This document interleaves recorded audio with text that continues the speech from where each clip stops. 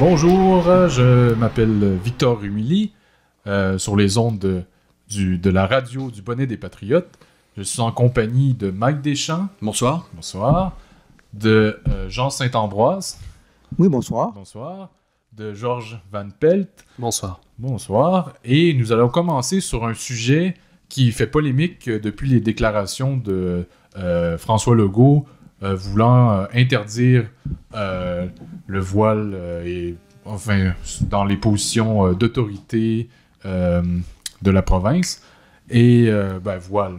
Enfin, il y a tout signe religieux dans les signes ostentatoires. Ostentatoires sur la place publique, dans les positions d'autorité surtout. Enfin, bref.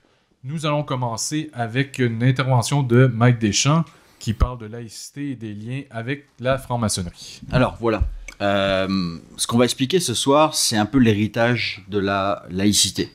On peut être pour, on peut être contre, mais il faut quand même savoir de ce que ça vient. Et on ne parlera pas de n'importe quelle laïcité, on va parler de la laïcité à la française, qui peut être différente d'une vision, disons, séculaire dans le monde anglo-saxon, qui d'ailleurs est un phénomène très marginal, et qui ont bien du mal des fois à comprendre ce qu'on entend un peu par laïcité. Ils ont un peu du mal à comprendre pourquoi on veut enlever certains signes religieux de la fonction publique. Donc, pour parler de laïcité, il faut faire un petit retour en arrière. Il faut d'abord comprendre que la laïcité à la française ici est une laïcité franc-maçonne. C'est le dogme de la franc-maçonnerie. Et puis, pour revenir un peu en arrière dans l'histoire, il va falloir parler forcément de la Révolution française. Et donc, qui dit Révolution française dit forcément héritage anticlérical. Donc, il faut comprendre un peu tout le combat qu'il y a eu contre l'Église dès 1789 et la haine finalement des républicains envers l'Église, les divers épisodes de la Révolution française, que ce soit la guerre en Vendée. Il faut spécifier aussi que la franc-maçonnerie, pour ceux qui s'imaginent, moi je compte toute religion, c'est des choses qu'on entend un peu et qu'on voit sur les réseaux sociaux. La franc-maçonnerie, c'est une religion. C'est une religion à part entière, effectivement. Même si on peut distinguer deux sortes de franc-maçonnerie. Une franc-maçonnerie dite déiste, et puis qui est anglo-saxonne, et une franc-maçonnerie qu'on appelle adogmatique et libérale, qui est typiquement française. Alors, qu'est-ce qui a fait la différence ? C'est dans l'histoire de France. La franc-maçonnerie adogmatique et libérale, qui vient du Grand Orient de France, est née au début du XVIIIe siècle, en contact avec justement des langues anglo-saxonnes. Et qu'est-ce qui a fait la différence après dans la vision de la société ? C'est le contact avec l'illuminisme, la Kabbale et le martinisme. C'est d'ailleurs Vincent Payon en France qui l'explique très bien, qui explique qu'il fallait créer une nouvelle religion de la République, une religion moderne, une religion de son temps, qui puisse s'adapter aux nouveaux défis. Et en ça, le catholicisme était une religion un peu désuée pour ces gens-là. Donc il faut comprendre qu'on a voulu se séparer de l'Église et de la monarchie parce qu'il prenait un peu trop de place parmi cette caste de bourgeois mondains qui voulaient avoir le pouvoir. Donc on va parler d'une expression qu'on entend souvent. On entend souvent « rendez à César ce qui appartient à César et Dieu ce qui appartient à Dieu ». Mais en fait, dans la véritable histoire, la laïcité telle qu'on la connaît aujourd'hui en France, elle est vraiment née dans l'esprit des Lumières. Il a vraiment fallu avoir un anticléricalisme acharné pour arriver à ce genre de situation-là. Et donc, il n'y a jamais eu, au sein de la religion catholique, de division entre le spirituel et le temporel. Non, pas au point de la laïcité d'aujourd'hui. Il y a vraiment une séparation du temporel, du spirituel, même si on l'a dit, comme on l'a dit, effectivement, la franc-maçonnerie adogmatique, et, progressiste et libérale est une forme de créance de toute façon. Il ne faut pas oublier que Voltaire, à l'époque, pensait qu'il fallait créer aussi un être qu'il avait appelé l'être suprême et qu'il fallait, de toute façon, pour diriger le peuple, une sorte de de divinité à laquelle croire. Donc il fallait vraiment remplacer l'Église. Il faisait l'Église. partie des Rose-Croix, Voltaire. Oui, exactement. Ouais. Je voudrais simplement nuancer un peu le propos de Mike en disant que à l'époque de Saint-Augustin, on avait tout de même le concept de la Jérusalem céleste et de la Jérusalem terrestre. Donc, il y avait, se rendait à César ce qui appartient à César et à Dieu ce qui est à Dieu. Toutefois, peut-être selon mon interprétation, on avait un concept d'une division entre les choses spirituelles et les choses temporelles. Par contre, il n'y avait pas, contrairement à ce que peut-être la maçonnerie contemporaine tente d'imposer, les deux pouvaient cohabiter, justement. Et je me souviens que Saint-Augustin travaillait non seulement comme philosophe et théologien, mais c'était aussi un évêque. Donc, il travaillait sur les évêques, à cette époque-là, travaillaient sur le domaine temporel. C'est-à-dire qu'ils géraient des églises, mais ils avaient aussi une juridiction quelquefois qui était aussi quasiment comme un maire ou un édile, quelqu'un qui gérait des communautés. Donc, à cette époque, au premier temps de la chrétienté, donc oui, il y avait une séparation entre le spirituel et le temporel, mais les deux cohabitaient. Donc, il n'était pas question que l'État confine la religion dans son coin. Oui, c'était pas l'un en opposition à l'autre. Exactement. C'était donc mon aparté. Ah, d'accord. Oui, c'est ça. Et ce qu'il faut comprendre justement dans cette forme de laïcité, c'est que ce n'est pas un hasard, c'est une laïcité qui correspond à un monde catholique. C'est-à-dire que le Grand Orient de France s'est imposé en France, comme le Grand Orient du Québec essaye de manœuvrer dans ce sens-là ici, comme c'est le cas du Grand Orient d'Italie en Italie. Donc dans tous les pays catholiques, il a fallu instaurer une forme de progressisme qui a passé par la franc-maçonnerie.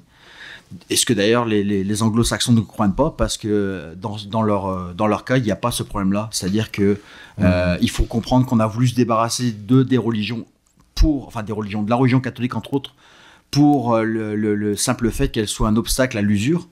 Et donc, dans le protestantisme, il n'y a pas du tout ce problème-là. Donc, il n'y a pas lieu de combattre le protestantisme.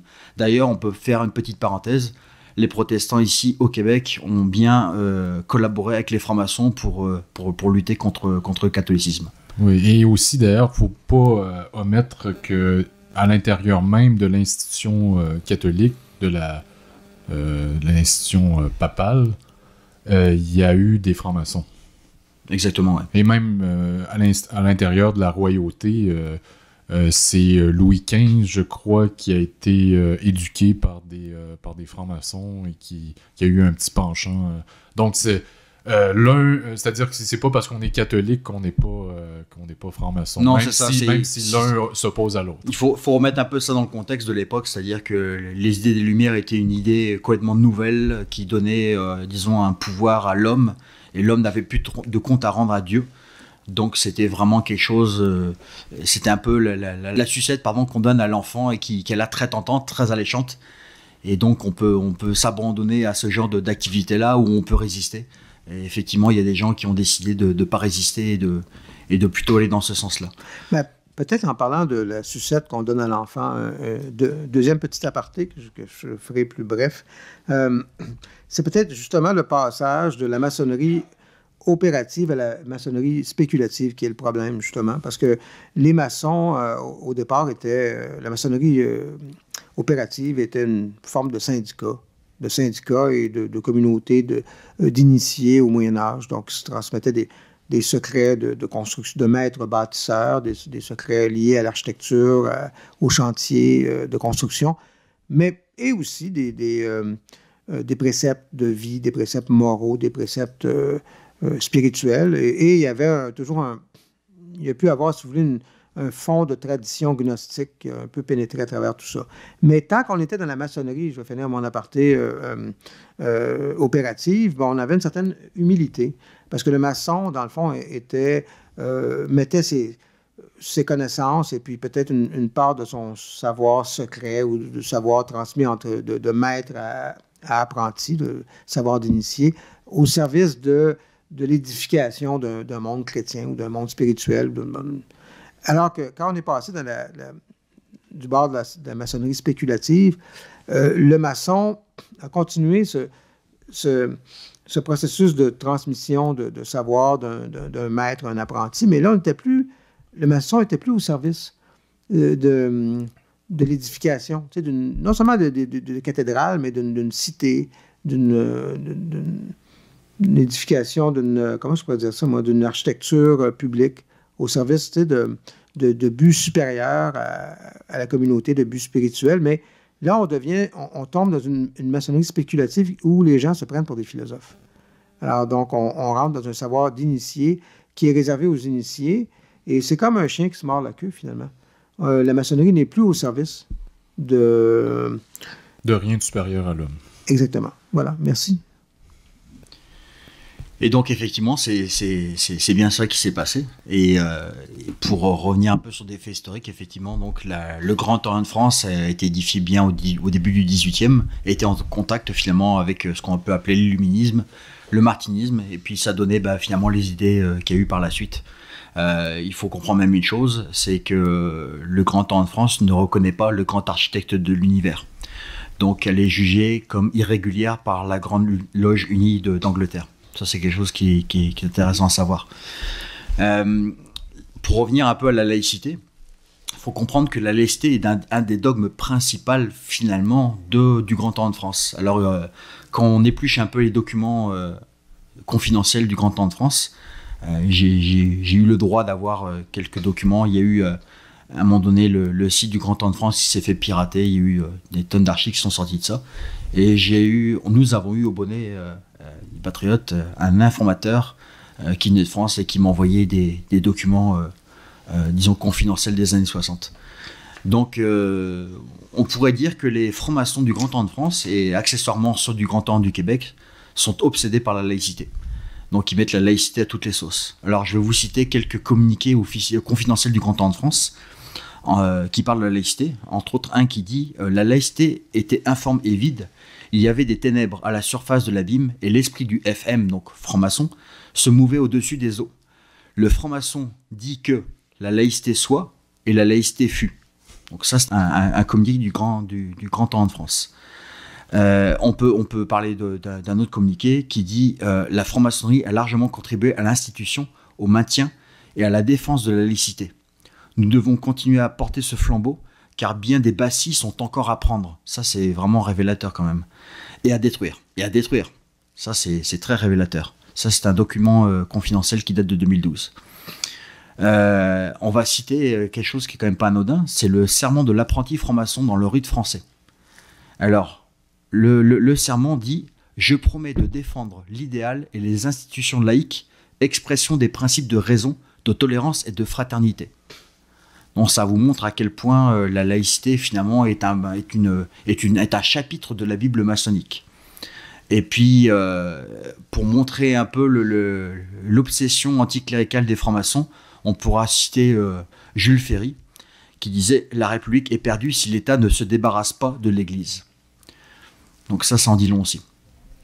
Donc pour faire un petit peu d'histoire, pour revenir un petit peu en arrière, on peut dire, concernant la laïcité, qu'elle a pris son essor dans les loges maçonniques dès 1877, dans les loges du Grand Orient de France, et on peut dire qu'elle a été approuvée par l'ensemble des francs-maçons, et ça a donné ensuite la loi de 1905 en France. Donc, contrairement au Québec, il y a une loi en France qui prévoit la laïcité. Donc, est-ce que Legault ira dans ce sens-là ou pas? Pour l'instant, c'est vrai qu'au Québec, il y a énormément de gens qui aimeraient voir ce genre de laïcité pour combattre un autre fléau, qui est le fléau islamique. Ouais. Ça, on va en parler un petit peu après, parce qu'il y a quelque chose de particulier à ce niveau-là, que beaucoup de gens ne savent pas. Je pense qu'on va en parler un peu dans une seconde émission qu'on fait sur la politique du Québec plus précisément, à savoir si c'est stratégique, si le repli, c'est-à-dire c'est-à-dire que François Legault est revenu sur sa déclaration. Est-ce que c'était voulu ou est-ce qu'il s'est rendu compte de sa bêtise? Parce que, bref, on en parlera dans l'autre émission. Est-ce que j'ai le temps de prendre la balle au bon? Peut-être une dernière ou avant-dernière intervention. Je vais essayer de résumer les choses. Je pense qu'au Québec, il faut ramener la question sur le terrain de la révolution tranquille, qui est en soi un oxymore. Donc, une révolution ne peut pas être tranquille. Tout à fait. Et la révolution tranquille, elle s'est opérée par le truchement du duopole. Un duopole, c'est un pouvoir double des libéraux et du Parti québécois, qui de toute façon est une créature des libéraux. Tu vois. Et il ne faut jamais oublier que les libéraux sont le plus vieux parti, je ne dirais pas au Canada, parce qu'il y avait des conservateurs, je crois, avant, mais quand même probablement le plus vieux parti au Québec. Mais même au fédéral, c'était le Parti conservateur libéral. Voilà. Donc c'était une vieille institution. La plupart des partis originaient au Québec du Parti libéral. L'exception à la règle a été probablement l'Union nationale de Maurice Duplessis. Tu vois? Et on a un peu... même si François Legault de la CAQ vient un peu des deux cuisses de Jupiter, tu sais, du Parti québécois et du Parti libéral, il y a quelque chose un peu qui s'apparente à Maurice Duplessis. La CAQ pourrait devenir une formation, pourrait devenir une formation relativement qui vole un peu de ses propres ailes face au linéament libéral. Mais pour finir mon point, c'est dans la Révolution tranquille, on a, je crois, avec le Parti québécois, on a justement le Grand Orient de France qui est intervenu dans cette révolution tranquille. Et c'est là où on a une coupure épistémologique. Avant, on avait le Parti libéral, et on peut le voir avec Pierre-Éliott Trudeau. Pierre-Éliott Trudeau qui était personnellement affilié à la The Great Scotland Lodge, donc qui était des maçons anglo-saxons, déistes. Et c'est curieux, je ne m'explique toujours pas pourquoi le Grand Orient de France est venu, dans le fond, participer à la création du Parti québécois, qui d'ailleurs a déjà fait une demande officielle pour se joindre à l'Internationale socialiste. Demande qui a été refusée en 82, si je ne m'abuse, 84, parce que le NPD occupait déjà le siège pour le Canada, donc au sein de l'Internationale socialiste, et qui est d'ailleurs une internationale qui est, je crois, la deuxième, si ma mémoire est bonne, deuxième ou troisième, je crois que c'est la deuxième, qui a toujours été noyautée par le Grand Orient de France. Le Grand Orient de France a toujours été boycotté par les communistes en France, et ça a toujours été la loge des socialistes. C'est pour ça qu'on les y retrouve. Et donc, au Québec, je crois que cette création du Parti québécois, en partie, probablement par des satellites du Grand Orient de France, explique le fait que le Parti québécois a toujours été très à cheval sur la laïcité, sur les principes féministes. Et il ne faut pas oublier que Lise Payette a été une ministre, qui a été une cheville ouvrière des idées maçonniques. Je ne sais pas si Lise Payette était maçonne, mais en tout cas, elle était une cheville ouvrière parce qu'elle a complètement révolutionné le code de la famille. En fait, elle a mis la hache dans le code de la famille. Il y a, on va dire, au niveau sociétal, ou au niveau social, je ne sais pas comment le dire, mais les deux ministres, les deux chevilles ouvrières au sein du Parti québécois ont été la ministre Payette, donc pour les questions de conditions de la femme, mais surtout de réforme du code, on pourrait quasiment dire du code civil, mais en ce qui a trait aux droits de la famille, et Denis Lazure, qui a d'ailleurs ouvert des cliniques d'avortement, et en conjoncture avec Henry Morgentaler, donc qui est un médecin qui a pratiqué des avortements de façon industrielle au Québec. Je pense qu'il y a eu 200 000 avortements. Et tout ça se jouait à l'époque du gouvernement Lévesque, c'est ça? Absolument. Et on voit que, c'est ça qui est assez étonnant, on voit que le germe a été semé là, donc avec Denis Lazure et la ministre Payette, un germe maçonnique. Donc vraiment, un des fondements du Parti québécois, ça a été de réformer la famille. Et dans le fond, de travailler à partir du féminisme et de, on pourrait dire, certaines hypothèses social-démocrates, à raser. Hein? Araser, ça veut dire mettre à plat. Araser, c'est comme avec un bulldozer. Donc, on va éradiquer toutes les traces de tradition. C'était très important chez le Parti québécois. Et on a trop mis l'accent sur le fait que le Parti québécois était souverainiste ou indépendantiste. Mais en fait, le travail du Parti québécois a été symboliquement et concrètement, d'araser l'homme québécois et de faire la coupure avec l'ancien Canadien français qui avait une religion, qui avait des traditions, peu importe s'il était pratiquant ou pas. Je crois que les Canadiens français n'ont jamais été des bénis oui-oui de la catholicité. Mais avec le Parti québécois, on a eu un travail extraordinaire de découplage. Et on va créer un homme hors sol. On va créer le Québécois. D'ailleurs, c'est avec le Parti québécois qu'on a créé le concept du Québécois. Le Québécois cosmopolite. Et voilà, et pour finir mon intervention, c'est ça. À mon avis, à moi, l'homme hors sol, qui ne dépend de personne et que de lui-même, est un concept maçonnique en soi. Voilà. Tout à fait, ouais. Un concept progressiste.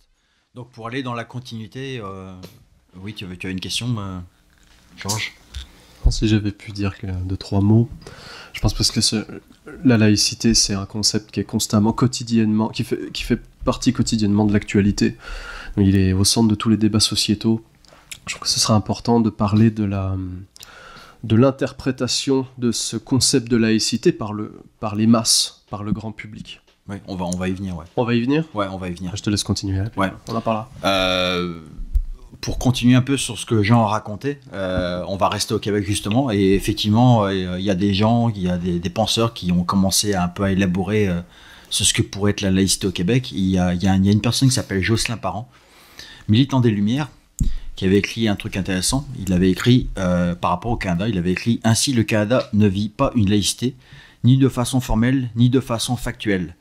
Bien qu'il n'ait cependant pas adopté une religion pour autant, ni n'a établi de concordat avec une église, il accorde tout de même des privilèges à 2 religions, en particulier, entre parenthèses, le catholicisme et le protestantisme, par l'article 94. La présence de celui-ci dans la Constitution et la mention de la suprématie de Dieu dans la Charte des droits témoignent de cette absence de neutralité de l'État, lequel, s'il était laïque, abolirait cet article, n'ayant plus sa raison d'être à propos de la confessionnalité des institutions d'enseignement public. Donc ça, c'est un peu la vision de Jocelyn Parent. Et Jocelyn Parent avait écrit un bouquin, si je ne me trompe pas, qui s'appelait, alors je vais retrouver ça, c'était un bouquin par rapport à la laïcité, où il faisait quelques petites recommandations. Donc le bouquin s'appelait « Histoire de la laïcité au Québec ». Et en fait, c'était un peu sa vision de la laïcité, de ce que pourrait être la laïcité au Québec. Alors il y a des choses intéressantes. Entre autres, la création d'un nouveau drapeau de l'État, sans signification ni symbole religieux. Donc là, on demande aux Québécois et aux Québécoises d'enlever la fleur de lys. Voilà. La fleur de lys et la croix blanche. La croix blanche. Oui, et je rebondirais rapidement aussi en disant que le drapeau québécois d'antan, comme on dirait, avait non seulement une croix blanche et des fleurs de lysée, mais avait aussi le Sacré-Cœur en son sein, en son centre. Donc, il y avait le Sacré-Cœur. On est en train de l'expurger. Et c'est peut-être ça l'idée aussi de toujours le fameux drapeau des patriotes en 3 couleurs qui ressemble un peu au drapeau de l'Irlande. Oui, c'est le drapeau plutôt républicain. Voilà. Des gens qui ne sont pas capables de supporter qu'il y ait une croix sur leur drapeau. Exactement. Mais en général, les gens ne l'interprètent pas comme des signes religieux. Ils les interprètent comme des symboles monarchistes. J'ai même rencontré un curé récemment qui m'a dit, je m'en débattais de ça, je ne sais plus comment on en est venu là, il m'a dit, c'est vraiment monarchiste ça.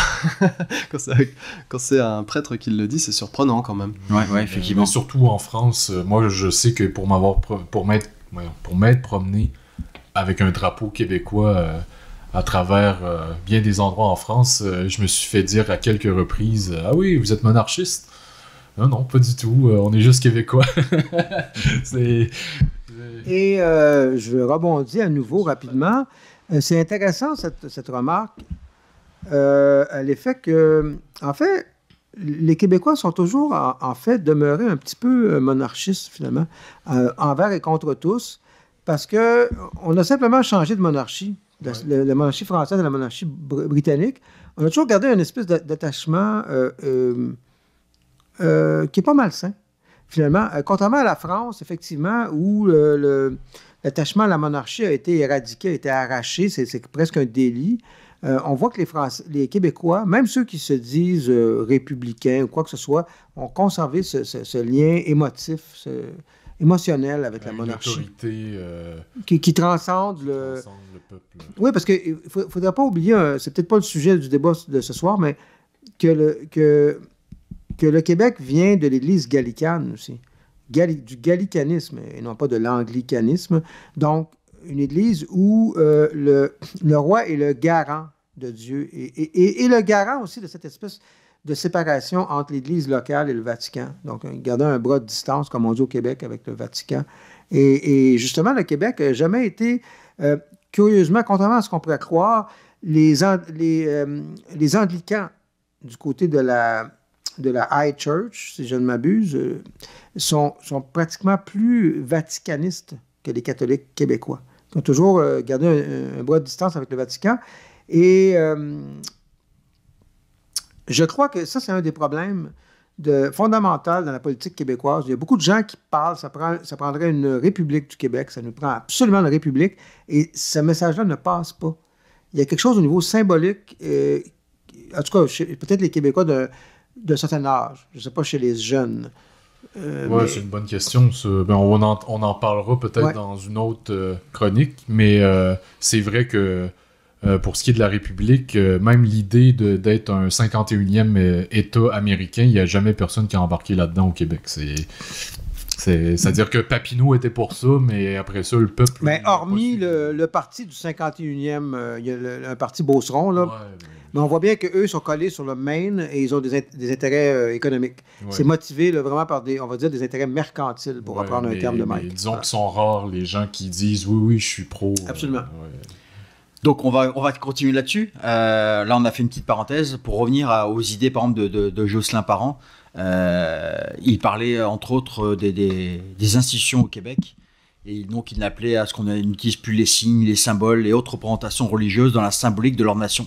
Et c'est manifeste, donc, comme le drapeau, la monnaie, les devises, l'hymne, les armoiries, les choses comme ça. Alors, bizarrement, ce monsieur aimait aussi une autre idée, qui n'a pas grand-chose à voir avec la laïcité, mais qui a à voir pas mal avec le progressisme maçonnique.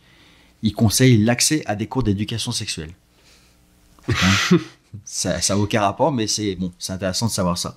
Il fait souvent référence à un personnage qu'on appelait Oliver Asselin, qui lui prônait justement la séparation de la fête nationale de sa conception religieuse, laïcisation, pardon. Mais là-dessus, c'est un livre que j'ai lu la biographie d'Asselin, puis Asselin, c'est un personnage très intéressant du Québec. D'ailleurs, Lionel Groulx, dans sa biographie, dit beaucoup de bien d'Oliver Asselin. Donc, et Oliver Asselin, généralement, se montrait plus catholique que les catholiques sous l'influence de gens comme Charles Péguy, Léon Blois, peut-être pas comme le pape du New Age, comment il s'appelait ben oui, il y a eu Jean 23, mais je veux dire, du temps de Asselin, qui parmi les Français a amené beaucoup le thomisme, le spécialiste du thomisme des années 10, 20, 30, qui a été pour l'Action française, parce que Asselin a fait partie de l'Action française. Ouais. Il y avait toutes sortes de monde, visiblement. Si Asselin, qui a été franc-maçon, est entré dans l'Action française, ce serait un sujet intéressant. Et moi, je vais introduire rapidement un petit distinguo très important, qui va dans le sens de ce que Mike avançait, c'est que, pour ne pas confondre les lecteurs, mais pour tout mettre les choses bien à plat sur la table, sous le régime français, l'Église catholique au Québec était gallicane et donc avait une certaine indépendance face au Vatican. Et justement, il pouvait avoir aussi une certaine séparation entre l'État et l'Église assez saine. En fait, ce que les laïcards ne disent pas, et mon aparté est important, c'est qu'avec la conquête et la soumission de l'Église, l'Église catholique québécoise a été mise au service de la couronne britannique. Oui. Et ça, on oublie de le dire. Et là, elle n'était plus gallicane. Elle est devenue vaticane, centralisatrice.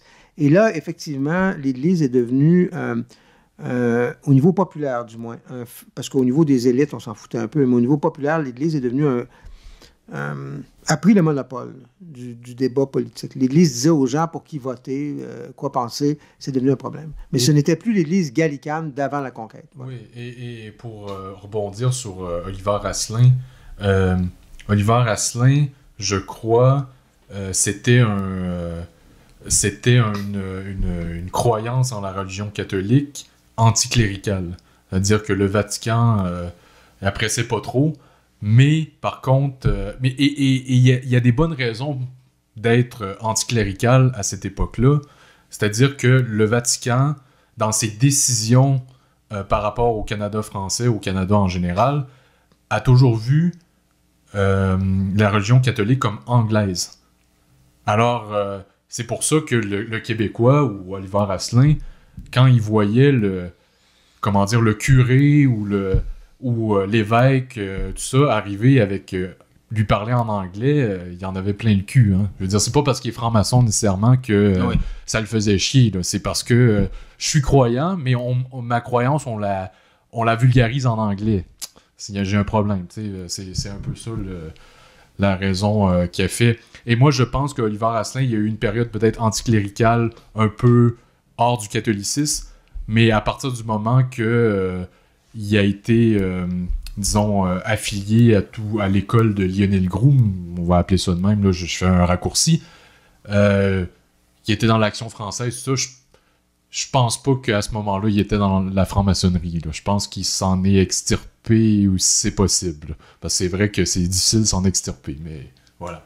Alors, je tenais à le préciser. C'est peut-être la petite parenthèse. Ouais. On va terminer sur deux points. En fait, on va parler finalement de toutes ces succursales de la franc-maçonnerie au Québec aujourd'hui qui font justement la promotion en permanence de la laïcité. Il suffit justement de se promener sur leur page Facebook, d'avoir des discussions avec eux pour voir à quel point la laïcité est un dogme chez eux. Donc on citera comme ça brièvement la Fondation humaniste du Québec, l'Association humaniste du Québec, Mouvement laïque québécois, alors des gens qui sont très très proches du Grand Orient de France, les Bright, les libres penseurs athées, Comité sur la laïcité de Québec solidaire, ça c'est intéressant aussi, Rassemblement pour la laïcité, indépendantiste pour une laïcité inclusive, Laïcité citoyenne de la capitale nationale, Collectif citoyen pour l'égalité et la laïcité. Alors là, on va tomber après chez les gens qui arrivent ici qui s'abonnent finalement à l'idéologie. On a dans le style Association des musulmans et arabes pour la laïcité au Québec, Association canadienne des musulmans et des arabes pour la laïcité, Collectif pour la promotion de la laïcité dans les institutions publiques, Centre humanisme, etc., etc., etc. Et puis, il y a des personnalités qui écrivent souvent là-dessus. On a entre autres monsieur Daniel Barry, qui écrit très très souvent là-dessus, qui est un militant. Oui.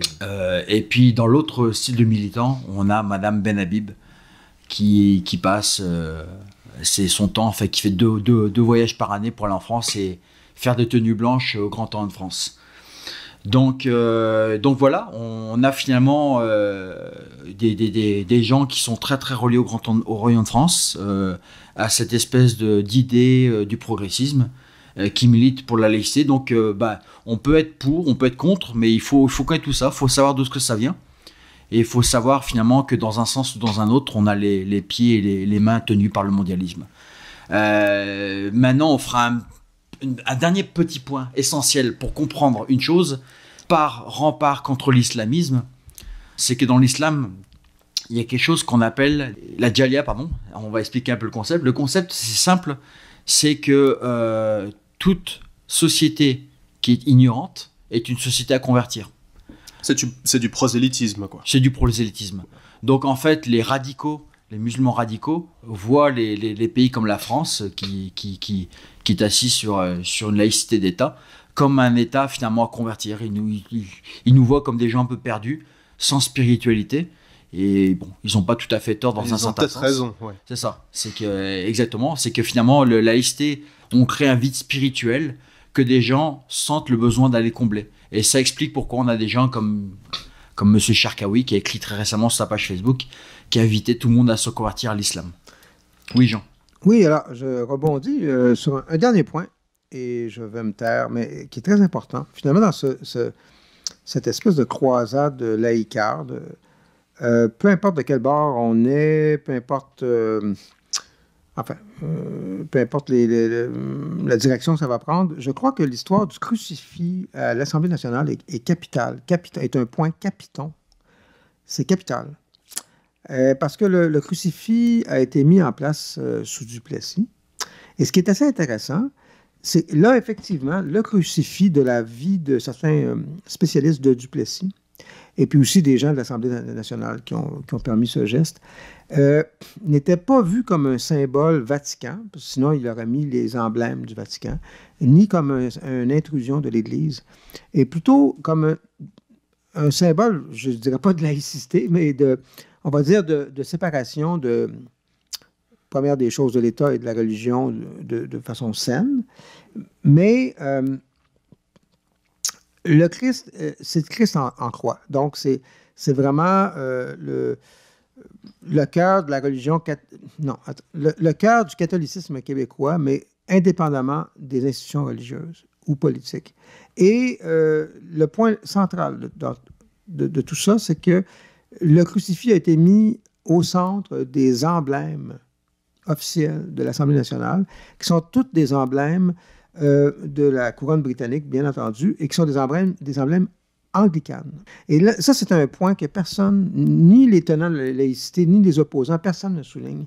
À l'Assemblée nationale, les emblèmes officiels sont des emblèmes de l'Église, de la couronne britannique et de l'Église anglicane, y compris la masse. La masse, qui est une espèce de sceptre qui permet au président d'Assemblée d'ouvrir les assemblées. La masse est un symbole de l'Église anglicane. Et donc, le crucifix, c'est extraordinairement important. Le crucifix québécois est le seul symbole du catholicisme français au cœur de tous ces emblèmes de la couronne britannique. Et on parle du Parlement du Québec, c'est quand même incroyable. Ouais. Et je crois que les Québécois ont compris cela. Qu'ils soient croyants, pas croyants, je crois que le crucifix va rester. Il ne bougera pas, peu importe ce qui va se produire. C'était récemment Gabriel Nadeau-Dubois qui avait émis l'idée d'enlever le crucifix. Oui, bien sûr, mais ils vont devoir se lever de bonne heure. Si on se place dans la perspective qu'il y a deux regroupements de francs-maçons, le maintien du crucifix à l'Assemblée nationale, n'est-ce pas une idée justement de francs-maçons français pour contrer la franc-maçonnerie écossaise? C'est sûr que derrière le débat qui est actuellement politique, on voit forcément le défi entre les deux grandes loges. Oui, puis parce que moi, c'est drôle que... parce que c'est vraiment... Moi, de la manière que je vois l'idée du crucifix à l'Assemblée nationale, il est vraiment défendu par des gens qui écrivent, mettons, à Vigile, ou des élites, des gens du haut, mais en bas, moi, je vois plutôt l'indifférence. C'est-à-dire les gens du peuple... Je suis pas certain de ça. Il y a eu des vox pop de fait, et les gens ne veulent pas qu'ils partent. Mais c'est-à-dire que peut-être que certaines personnes vont dire, oui, on veut le garder, mais en même temps, il n'y a plus aucune pratique religieuse, fait qu'ils s'en foutent totalement de la religion. Ça devient un patrimoine, ça devient un patrimoine religieux, culturel. C'est un peu comme la reine d'Angleterre. Tout le monde veut la garder, mais personne la respecte. Il l'envoie tout promener. La reine d'Angleterre, on s'en crisse. Excusez, je viens de sacrer. Bon. Donc on va terminer là-dessus. Et donc, en fait, voilà, quand on choisit la laïcité, il faut comprendre qu'est-ce que c'est, d'où est-ce que ça vient, et forcément, où est-ce que ça part. Dernier petit mot, Jean, avant de terminer l'émission? J'ai personnellement défendu le projet de loi, je ne me souviens plus de son numéro, donc de Bernard Drainville, sous le premier ministre Marois, donc de charte dite de la laïcité, ou charte des valeurs québécoises. Et je me suis rétracté par la suite. Je me disais, dans le fond, on a besoin d'une neutralité de l'État. Et ça, c'est curieux. C'est vraiment le mot de la fin. On dirait que le terme neutralité est tabou. C'est comme si c'était le démon. C'est vraiment un terme tabou dans tous les milieux, dans toutes les sphères, dans toutes les directions au Québec. Personne n'a le droit de mettre sur la table le terme neutre, à mon avis, qui serait une façon très simple de clarifier les choses, justement, et de faire en sorte que cette maçonnerie adogmatique perde pied.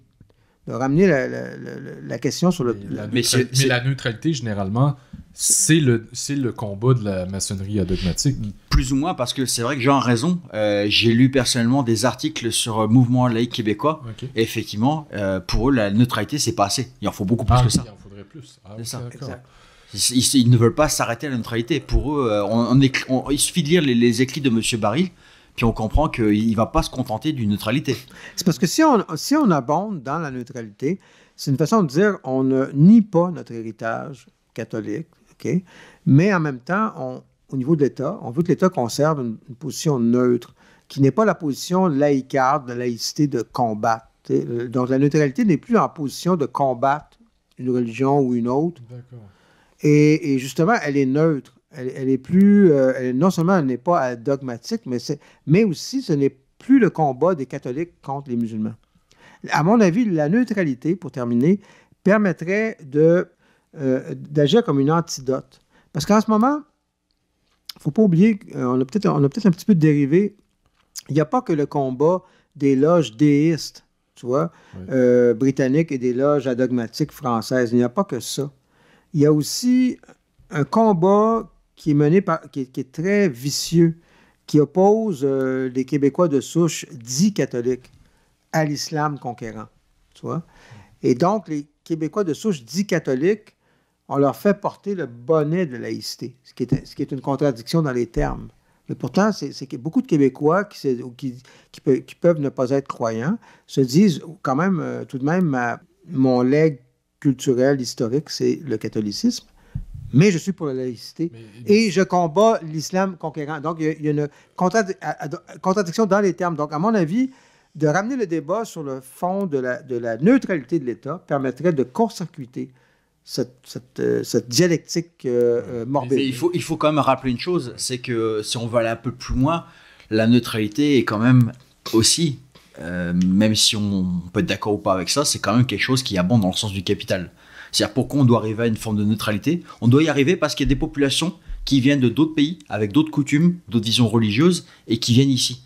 C'est-à-dire si on n'avait pas un flot d'immigration si constant, on n'aurait peut-être pas besoin d'affirmer une genre de neutralité pour tout le monde. On l'affirme finalement parce qu'on veut être certain qu'une religion n'empiétera pas sur une autre religion.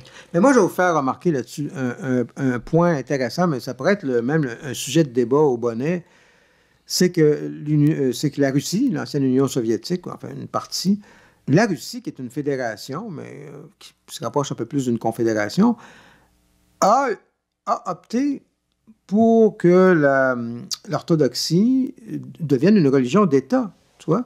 Mais pourtant, cette république russe permet une coexistence d'autres religions. C'est un cas qui est méconnu au Québec, sur lequel personne... on dirait qu'il y a un tabou même. Okay. Donc, il faudrait revenir là-dessus. En Russie, c'est quand même incroyable, parce que normalement... Est-ce que ce serait finalement un modèle qu'on pourrait adopter au Québec? Absolument. Et alors qu'on dit, mais voyons donc, un État où il y a une religion d'État, c'est grave, ça interdit les autres religions. Non. En Russie, c'est-à-dire qu'il y a un consensus. La religion d'État, la religion majoritaire, c'est l'orthodoxie. Mais la différence entre la Russie puis le Canada, c'est que la Russie n'est pas une terre d'immigration, alors que le Canada, oui. Si, mettons, il y avait au Québec, on va dire au Québec, il y avait une religion d'État, ce serait très clair pour les immigrants, ici, terre catholique. Absolument. That's it.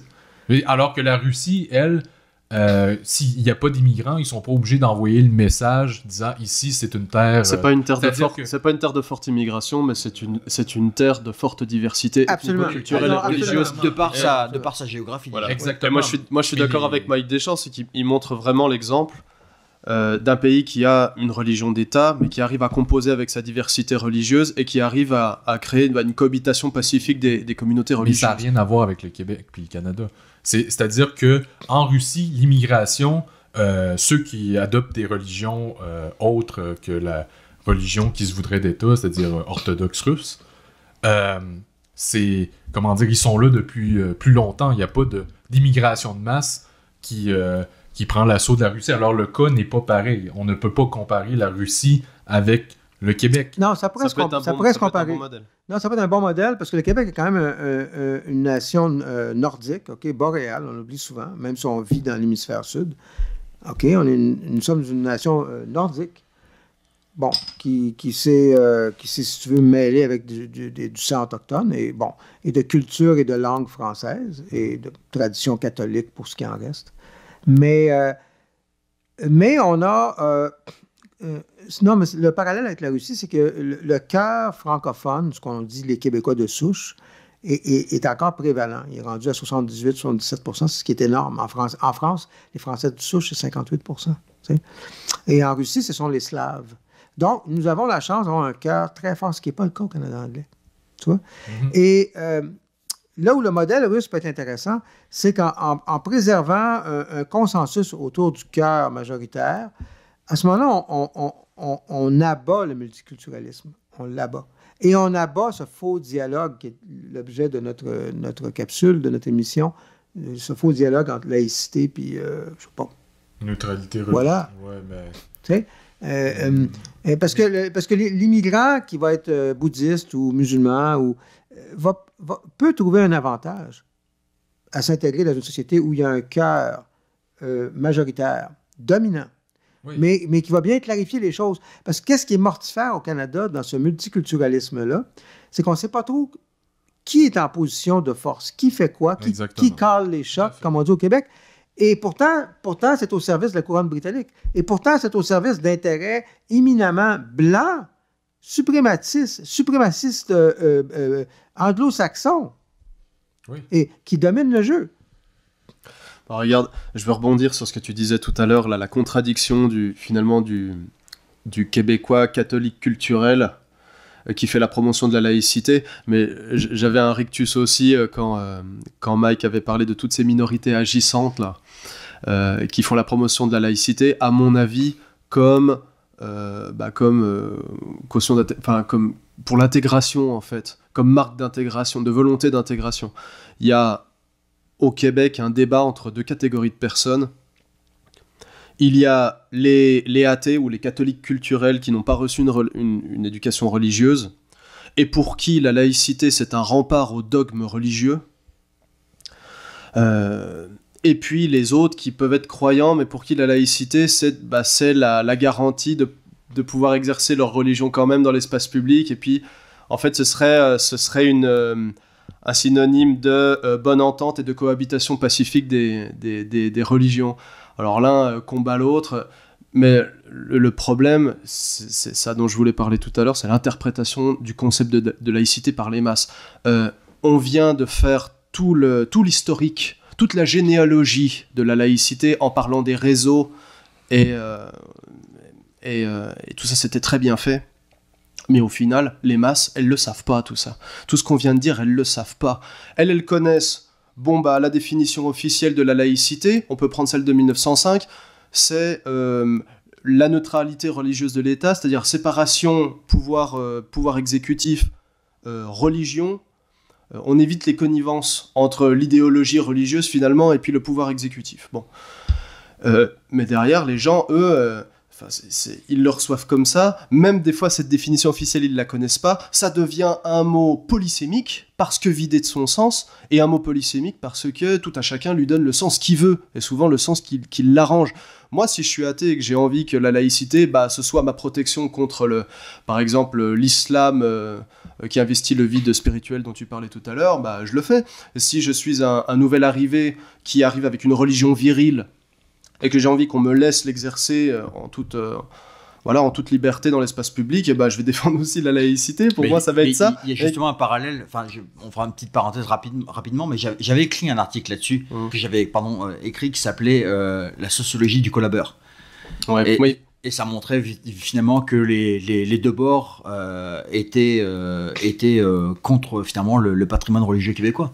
C'est-à-dire que autant le musulman qui arrête de pratiquer sa religion et qui s'est converti au laïcisme d'État et qui milite pour le laïcisme d'État fait sa part dans la destruction du patrimoine religieux québécois, comme le prosélyte, comme M. Charkaoui, qui lui invite tous les Québécois et les Québécoises à se convertir, détruit aussi le patrimoine religieux et culturel au Québec. Donc finalement, pour moi, c'est simplement les deux faces de la même pièce. Mais pour rebondir rapidement, ce qu'il ne faut pas oublier dans tout ça, c'est que le débat laïcité, anti-laïcité, c'est aussi une forme de cancer, tu vois, qui s'attaque à la question identitaire. Et ça, c'est une technique maçonnique, diviser pour régner. Et là, on divise les Québécois à nouveau. Parce que tout ce qui restait aux Québécois, c'était la question identitaire. On a reculé beaucoup depuis... Mais la neutralité divise. Oui. Non, mais c'est ça. C'est qu'on divise les gens. oubliez les immigrants, oubliez l'islam. D'abord et avant tout, on divise les Québécois entre eux, même de souche. Tu vois? Oui, bien Entre sûr, les gens mais- qui se mais je veux réclament dire, de... oui, voilà. n'importe quelle position Voilà. finit par diviser. Oui. C'est-à-dire que ce qui divise pas, c'est quelqu'un qui tranche. Oui. C'est-à-dire, d'une manière ou d'une Et autre, voilà. mais au moins il faut trancher. C'est ce que je disais tantôt en citant la Russie, tu vois, comme modèle. Parce que vois-tu, même en Russie, il ne faut pas oublier que c'est même sous Staline, je répète, sous Staline, qui était un idéologue communiste dans un régime de l'Union soviétique, que tout de même, Staline a établi une politique de reconnaissance des minorités en Russie. OK? Staline a dit, les communistes... Ça ressemble au Canada. Les minorités sont reconnues au Canada. Non, mais c'est pas du multiculturalisme, tu comprends pas. Il n'y a jamais eu de multiculturalisme en Russie, jamais. Même sous Staline, jamais. non, jamais, c'est jamais. vrai. Non, parce qu'il a donné des statuts d'autonomie à différentes C'est vrai, régions. différentes régions. Non, mais ça, c'est intéressant tout de même. Comme les provinces du Canada. Non, parce que au Canada, tu as des régions, tu as des provinces, excuse-moi, Ouais. mais qui n'ont pas de statut autonome. La Saskatchewan, c'est pas, Ah oui, c'est pas, c'est vrai, c'est pas le Kazakhstan. C'est vrai. C'est pas le Turkménistan. Tu sais, il n'y a aucune identité. En fait, et là, en plus, tu rajoutes par-dessus le multiculturalisme. Alors, c'est incroyable. Tu as une espèce de chassé-croisé d'identité. Ce qui fatigue le Canada anglais, c'est l'identité québécoise. C'est que le Québec a maintenu, envers et contre tous, et malgré le passage, comme je vous ai dit tantôt, à travers la Révolution tranquille, une identité très forte. Et ça les agace. Et ça agace les mondialistes prodigieusement. Oui. Excuse-moi, mais aussi- ce genre d'intolérance, ça n'a pas sa place au Canada. Je suis profondément choqué par ce que tu viens de dire. Mais à culpa, mais à culpa. Continuer sur la neutralité. Ce sera le mot de la fin, peut-être? Ouais, peut-être. Sur la neutralité, parce que malgré tout, la neutralité, comme tu l'as dit, Mike, ça joue le jeu du capital. C'est-à-dire que d'imposer une neutralité en préservant une trace du passé, mais simplement une trace pour dire que ça a déjà existé. Je veux dire, c'est hypocrite. Et deux, le capital, pendant ce temps-là, prospère. Puis le symbole, il est là, mais tout le monde s'en fout. C'est très, très hypocrite et ça joue le jeu du Oui, capital. exactement. Et- Ouais. Voilà. Donc, je pense qu'on va terminer l'émission sur ce. Je pense qu'on a vraiment fait le tour. Je suis très satisfait de cette émission et on se revoit pour une autre émission sur les ondes de la radio du Bonnet des Patriotes. Au revoir tout le monde. Merci. Salut. Salut.